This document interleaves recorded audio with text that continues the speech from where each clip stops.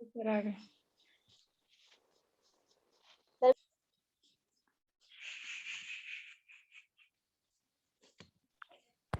आवाज आ रही है? Morning sir.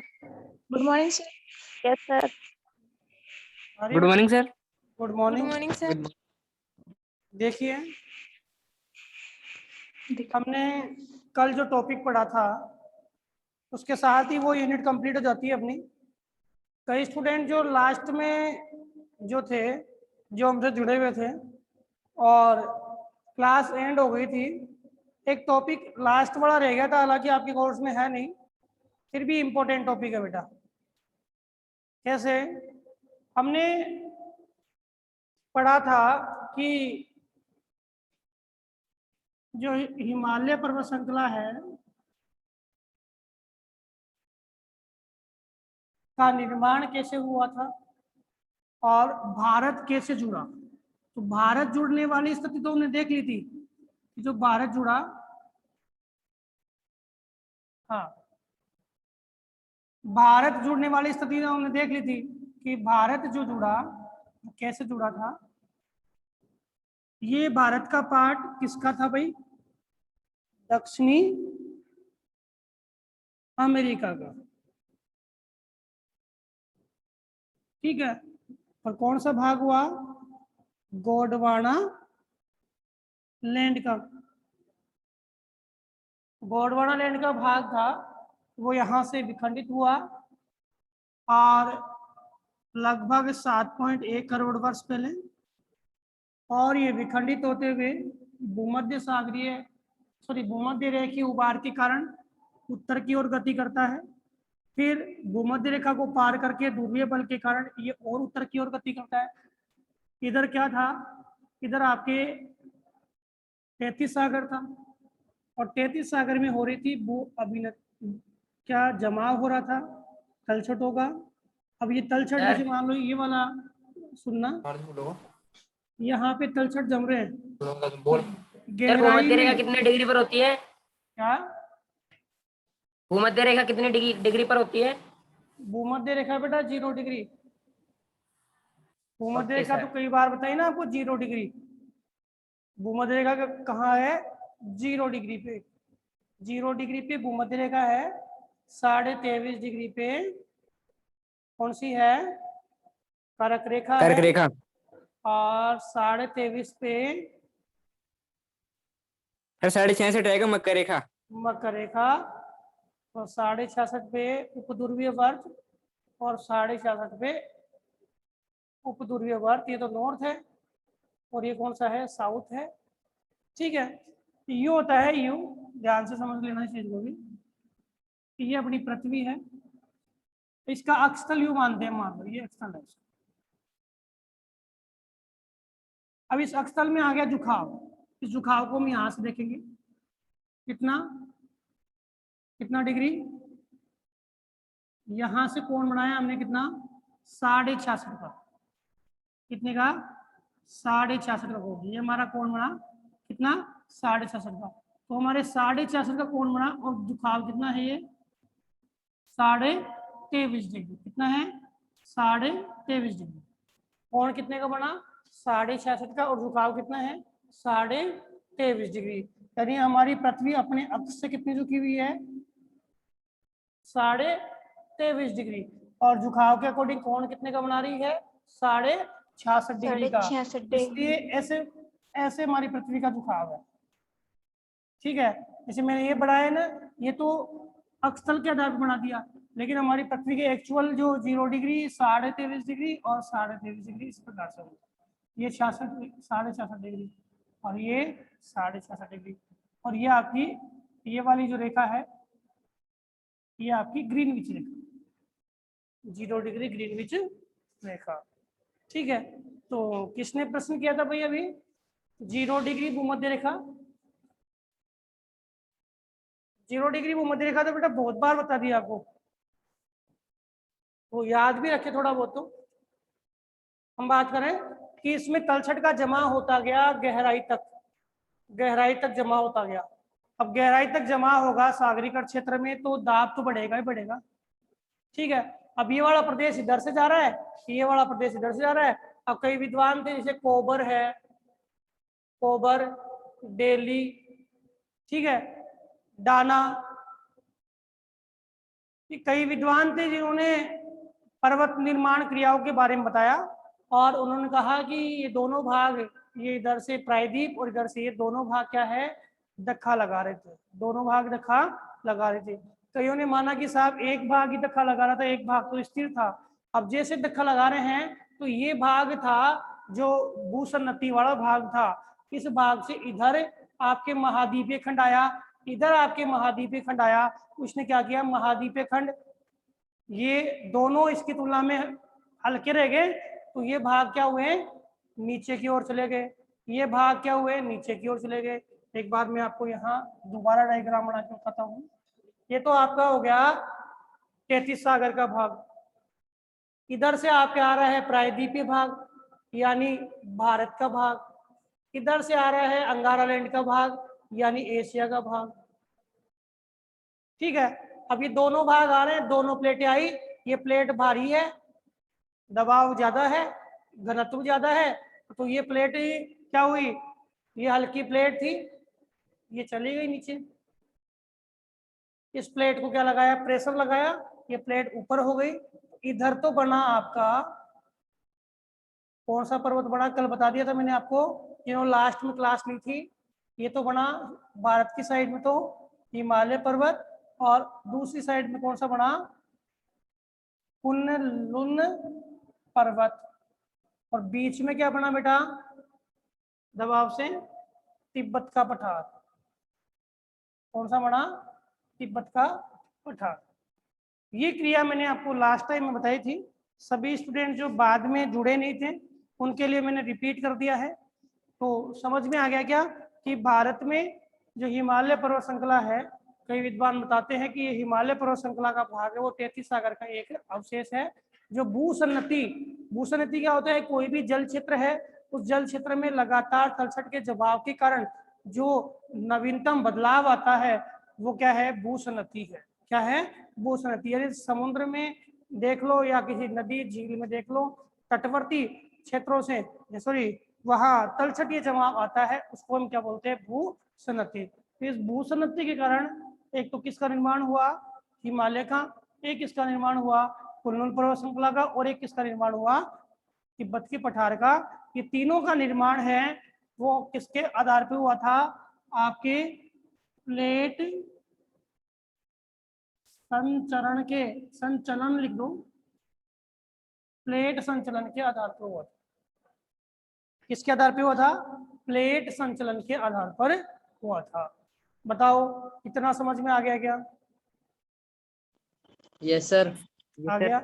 अब हम बात करते हैं आपसे, ये हमारी यूनिट कंप्लीट हो जाती है बेटा, ठीक है, अभी नहीं है, अभी नहीं स्टार्ट हुई क्लास। देखिए बेटा,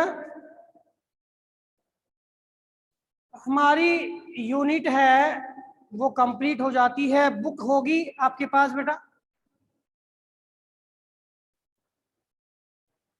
बुक में जो आपके विवरणिका है, विषय सूची है, उसमें देखेंगे पहली और दूसरी यूनिट हमारी कंप्लीट हो जाती है और इंपॉर्टेंट यूनिट है दोनों ही।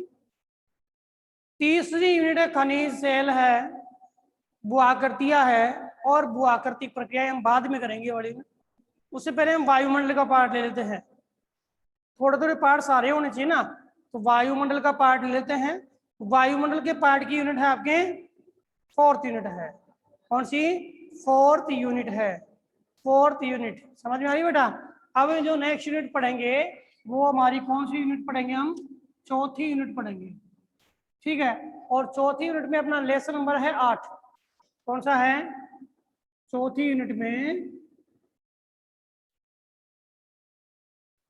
आपका लेसन नंबर है 8, वायुमंडल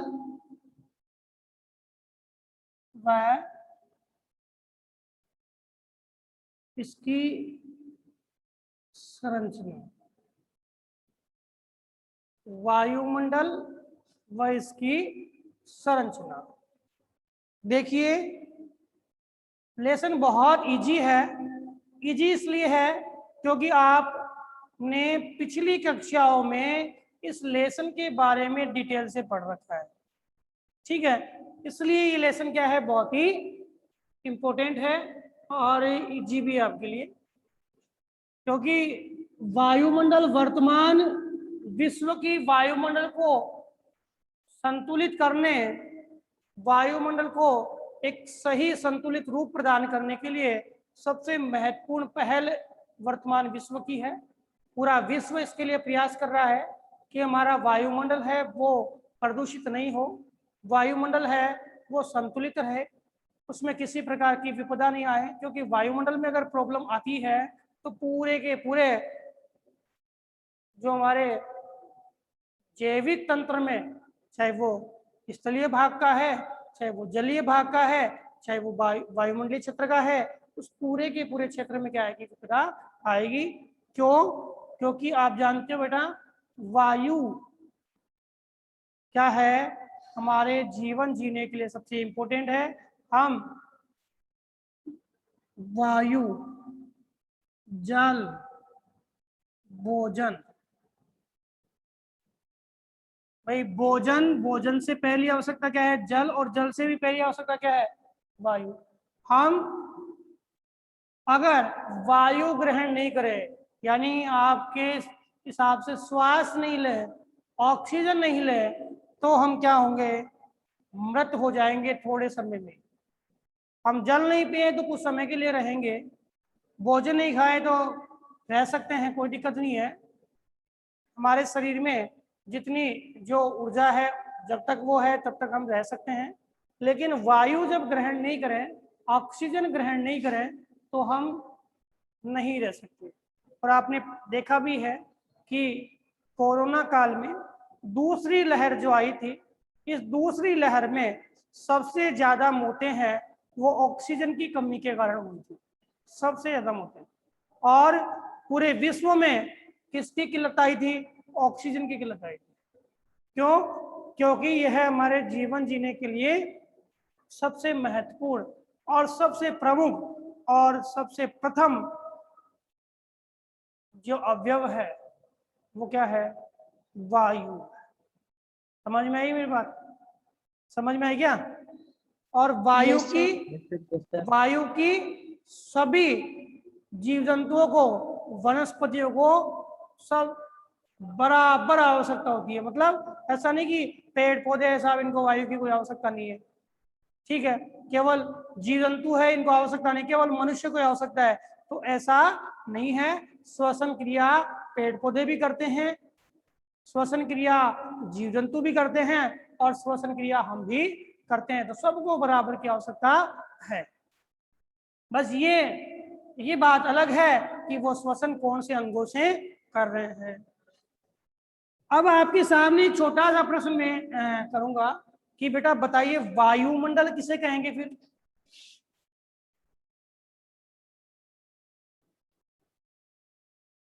क्या है वायुमंडल?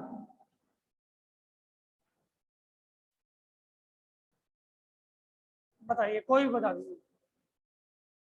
अजय कुमार, भाई क्लास छोड़ के नहीं जाना, क्वेश्चन कर रहा हूँ, ऐसी बात नहीं है। अगर आपको लग रहा है कि मैं बोल नहीं सकता तो आप मैसेज के माध्यम से क्वेश्चन को टाइप करके भेज सकते हैं आंसर को। सर, मनुष्य एवं जंतुओं के जीवन के लिए आवश्यक गैस जैसे ऑक्सीजन। थोड़ा तेज बोलिए बेटा निकिता, सर मेरे तक कोई आवाज नहीं आ रही आपकी। सर, मनुष्य जंतुओं के जीवन के लिए आवश्यक गैस ऑक्सीजन तथा पेड़ पौधों के लिए जीवन की कार्बनिक डाइऑक्साइड पाई जाती है। एक बार थोड़ा तेज बोलिए बेटा निकिता। आंसर ठीक आ रहा है, लेकिन मेरे क्या है कि यहाँ पे आवाज आपकी स्पष्ट नहीं है बेटा, एक बार रिपीट कर दीजिए। मनुष्य एवं जंतुओं के लिए जीव जंतु आवश्यक गैस ऑक्सीजन, पौधों के जीवन के लिए कार्बन डाइऑक्साइड पाई जाती है। वायु पृथ्वी के द्रव्यमान का विभाग है। आपकी बात सही है, आपने क्या है कि एक लंबी चौड़ी परिभाषा बता दी, जबकि एक छोटी सी परिभाषा है हमारे चारों तरफ जो वायु का आवरण है, शब्द से ही ले लो, हमारे चारों तरफ जो वायु का आवरण है उसको हम क्या कहेंगे? वायुमंडल कहेंगे। हमारे चारों तरफ जो वायु का आवरण है उसे हम क्या कहेंगे? वायुमंडल कहेंगे। और इस वायु के आवरण में कौन कौन सी चीजें हैं बेटा? गैसें हैं, जलवाष्प है और धूल के कण है। गैस है एक, तो एक जलवाष्प है, एक धूल के कण। यानी हमारे वायुमंडल के 3 कंटेन है। और वायुमंडल की जो संरचना है जिसे हम वायुमंडल का संगठन कहते हैं, वो वायुमंडल का संगठन 3 तत्वों से मिलकर बना है। कितने तत्वों से मिलकर बना है बेटा? 3 तत्वों से। तो वायुमंडल क्या है? वायुमंडल हमारे चारों तरफ वायु का आवरण, उसे हम वायुमंडल कहते हैं। और इस वायुमंडल के हमारे चारों तरफ के आवरण में एक तो गैसें होती है, एक जलवाष्प होता है और धूल के कण होते हैं। एक तो क्या होती है बेटा? गैसें होती है, जलवाष्प होता है और धूल के कण होते हैं। अब इनको हम अलग अलग देखेंगे कि कौन कौन सी गैसें हैं, कौन कौन सी गैसें नहीं है। सबसे इंपॉर्टेंट बात है कि वायुमंडल का अधिकांश भाग, वायुमंडल का अधिकांश भाग निचली परतों में, जो वायुमंडल के जो तत्व है, तत्वों का अधिकांश भाग निचली परतों में ही पाया जाता है। ऊपरी परतों में वायुमंडल के तत्वों की प्राय विरलता देखने को मिलती है। ये चीज आप ध्यान रखना, निचली परतों में वायुमंडल का अधिकांश भाग पाया जाता है और ऊपरी परतों में जैसे जैसे ऊपर जाएंगे वायुमंडल की आपको विरलता देखने को मिलेगी। क्या मिलेगी बेटा? विरलता देखने को मिलेगी। और वायुमंडल की बताइए कि जो परतें हैं उन परतों में 3 चीजें आपको देखने को मिलेगी। एक तो कौन सी मिलेगी बेटा? गैस मिलेगी, एक क्या मिलेगी? जलवाष्प मिलेगी और एक क्या मिलेगी? धूल के कण मिलेंगे। क्या बेटा? धूल के कण। धूल के कण मिलेंगे। अब देखिए, सबसे पहले हम बात करते हैं गैसों की।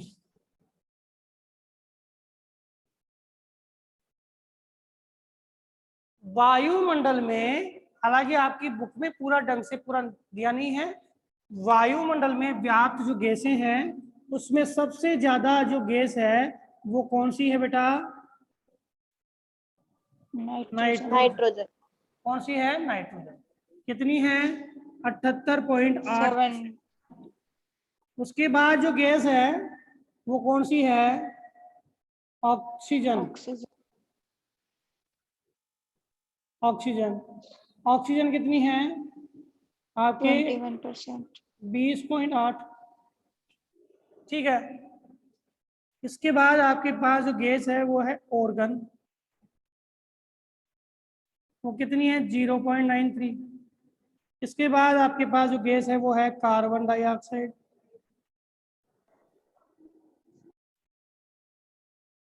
नोट करते रहना, 0.03। ये तो आपकी इंपॉर्टेंट गैस है। ठीक है। इसके बाद और कौन कौन सी गैस है? इसके बाद नियोन है, क्रिप्टोन है, जीनोन है, हाइड्रोजन है, हीलियम है। ये गैसें भी आपके वायुमंडल में मिलती है। और भी जो गैसें हैं जिनकी मात्रा बहुत कम है, न के बराबर है, वो गैसें आपको मिलेगी। मुख्यतः 4 गैसें आपके वायुमंडल में मिलती है। सबसे ज्यादा है वो कौन सी गैस है? नाइट्रोजन। नाइट्रोजन को बेटा बोलते हैं अक्रिय गैस या निष्क्रिय गैस बोलते हैं। अक्रिय गैस या निष्क्रिय गैस बोलते हैं। कौन सी गैस को? नाइट्रोजन को। नाइट्रोजन एक ऐसी गैस है जो अपने बादलों की गड़गड़ाहट, चमक और बिजली की चमक के बिजली की जो चमक होती है, बादलों की गड़गड़ाहट है, उसके साथ उत्पन्न होती है। ठीक है। और वर्षा जल के साथ यह धरातल पर आती है। वर्षा जल के साथ यह धरातल पर आती है। और जब यह अपनी पृथ्वी के आंतरिक भाग में रिसाव करती है, ठीक है, कोई भी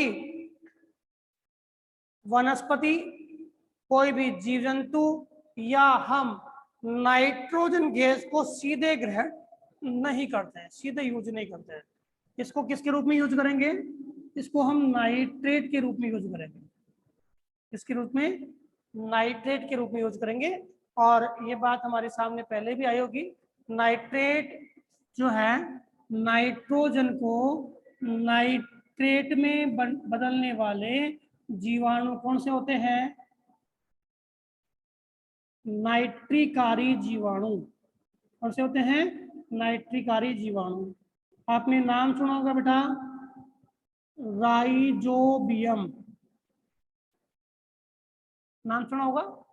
राइजोबियम क्या है? नाइट्रिकारी जीवाणु है जो नाइट्रोजन को नाइट्रेट में बदलता है और पेड़ पौधे इसको ग्रहण करते हैं।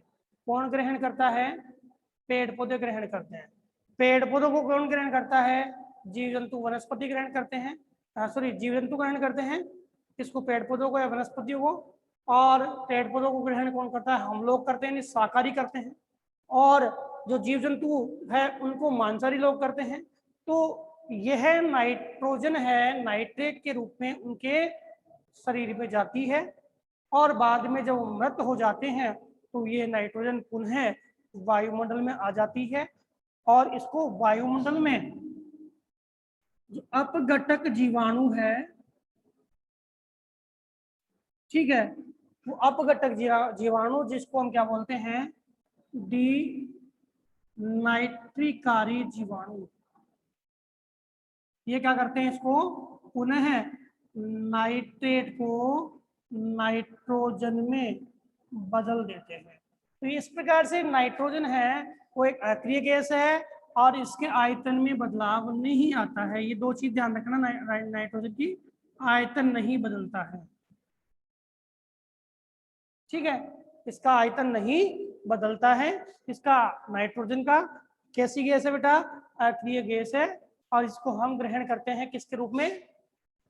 किसके रूप में ग्रहण करते हैं? नाइट्रेट के रूप में। नाइट्रेट के रूप में। बताओ, नाइट्रोजन के बारे में बात समझ में आई क्या? Yes sir. Yes sir. इसके बाद हम दूसरी गैस की बात करें, वो है ऑक्सीजन। ऑक्सीजन के बारे में तो बेटा सब जानते हो आप। ऑक्सीजन के बारे में तो सब जानते हो। अगर आपसे कोई Yes, sir. पूछे, अगर आपसे कोई पूछे कि आप श्वास लेते हो साहब, श्वास ले रहे हैं, श्वास ले रहे हैं, सांस ले रहे हैं, तो कौन सी गैस ग्रहण करते हो? ऑक्सीजन। ऑक्सीजन। ऑक्सीजन। देखो, श्वास या श्वास लेते हैं बेटा, किससे लेते हैं? नाक के माध्यम से। नाक के माध्यम से लेते हैं ना। और नाक में लगे हुए बेटा रंध्र, छिद्र, ठीक है, और ये रंध्र छिद्र होते हैं, उनमें बाल होते हैं। और ये क्या है? ये अपने शरीर में श्वास जब लेते हैं तो गैस के साथ कोई डस्ट पार्टिकल नहीं जाए, उनको रोक लेते हैं। उनको रोक लेंगे ना। मैं अपने नाक में ऐसी मशीन थोड़ी लगी हुई है कि वायुमंडल में मौजूद कौन सी है? नाइट्रोजन भी है, ऑक्सीजन भी है, CO2 भी है, ऑर्गन भी सारी है, सारी मिक्स में है गैस। और ये सारी मिक्स में गैस श्वास लेते हैं तो हमारे शरीर में जाती है। बताओ, जाती है कि नहीं जाती? जाती है। Yes sir. जाती है। तो श्वास लेंगे तो हम सारी गैसें तो लेंगे, लेकिन आपने पूछ लिया कि श्वसन क्रिया, श्वसन क्रिया करेंगे, श्वसन क्रिया में तो आप कौन सी गैस लोगे? ऑक्सीजन। श्वसन क्रिया कौन करते हैं? लंग्स करते हैं, फेफड़े करते हैं हमारे श्वसन क्रिया, ठीक है। तो श्वसन क्रिया जो है उसमें तो ऑक्सीजन, और श्वास लेंगे तो सारी जाएगी। फिर हमारी जो क्या इनहेल होगी सारी, फिर क्या होगी? बाहर निकल जाएगी सारी। कौन सी? जो वेस्टेज है, जितनी भी गैस है जो हमारे अंदर गई है वो सारी बाहर निकल जाएगी और ऑक्सीजन को हम उपयोग में ले लेंगे। तो श्वसन क्रिया में ऑक्सीजन और बाकी सारी गैसें हमारे शरीर में जाती है। ऑक्सीजन भी क्या है, एक स्थिर आयतन वाली गैस है, स्थिर आयतन वाली गैस है। और ऑक्सीजन का निर्माण कब होता है, जब पेड़ पौधे भोजन बनाते हैं, तो भोजन बनाने के साथ वो ग्लूकोज का जब निर्माण करते हैं तो ऑक्सीजन को निर्मुक्त करते हैं, और ऑक्सीजन कहाँ आ जाती है बेटा, वातावरण में आ जाती है। कहाँ आ जाती है, वातावरण में आ जाती है। ऑर्गन पता ही है, ऑर्गन का हम उपयोग करते हैं, बल्ब, लाइट बल्ब है ना, इस लाइट बल्ब के अंदर हम ऑर्गन गैस का उपयोग करते हैं, एक ज्वलनशील गैस है। क्या है बेटा, एक ज्वलनशील गैस है। अरे लाइट बल्ब नहीं होता क्या, उसमें किसका प्रयोग करते हैं, ऑर्गन का। और टंगस्टन के तंतु का, टंगस्टन के तंतु का, क्यों, क्योंकि टंगस्टन का जो तंतु है वो अधिक ताप ग्रहण कर सकता है, ज्यादा ताप ग्रहण कर सकता है। कौन, टंगस्टन का तंतु।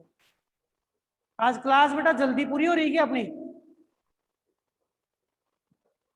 क्लास ड्रॉप हो जाए तो मैं एक बार क्लास को दोबारा जोड़ूंगा, क्योंकि क्लास अपने 11:15 पे पूरी होनी चाहिए ना, लेकिन 11 बजे पूरी हो रही है।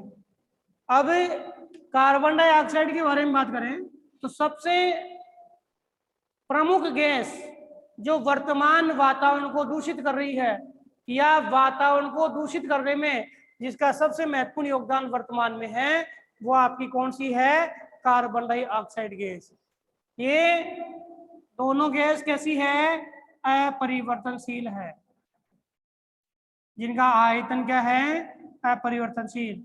लेकिन CO2 क्या है, जिसका आयतन सर्वाधिक परिवर्तनशील है साहब। इसकी मात्रा तो कम है, लेकिन जैसे ही कार्बनिक तत्वों का उपयोग करेंगे तो कार्बनिक तत्वों का उपयोग करते ही इस CO2 की मात्रा बढ़ जाएगी।